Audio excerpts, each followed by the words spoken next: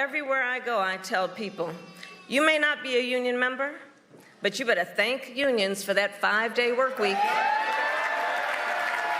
Thank unions for sick leave. Thank unions for paid family leave. Thank unions for your vacation time. And thank them for working so much due to their record inflation. This is just...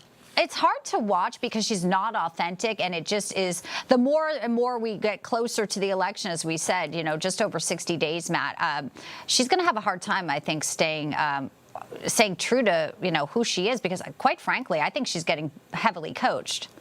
The last time we saw a candidate who kind of like borrowed other people's accents, it was Hillary Clinton when she was speaking at a black church. And one of the things that we get chastised about is when you have a black politician, you're not allowed to hold them accountable when they do things like dramatically change their diction in a speech. But I think the other thing Kamala Harris should do is thank Donald Trump, not just a union member, but why didn't she thank Donald Trump for all these recent policy flip-flops that we've seen, where she keeps borrowing and appropriating Donald Trump's policy positions? This is actually a really bad look for her. First of all, when she takes these more moderate policy positions, she's infuriating the woke left.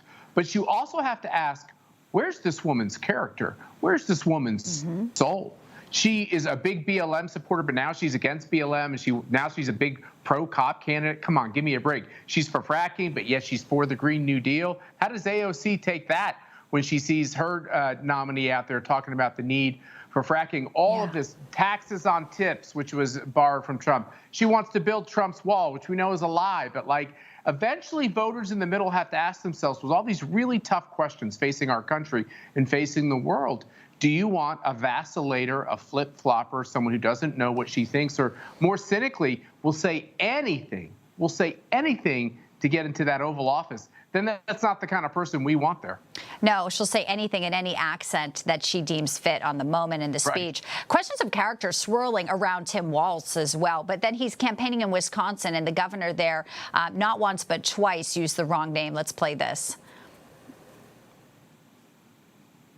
Work ethic that will make Tom a great vice president. Yeah, Tom, it's Tim. You know, it's just sort of, I called it an optical illusion. We're coming closer to the debate. I guess the terms have been agreed upon, Matt. But, I mean, between the Eagles distancing themselves, they're getting his name wrong, she's out there. What do you predict the next few days, as Donald Trump also will be making some big stops as well?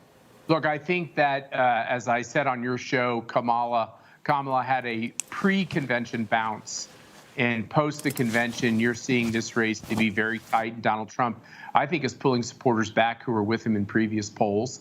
And I think Harris is having trouble kind of keeping this momentum going. And the more she talks, and I said this over and over again, she failed as vice president to communicate effectively.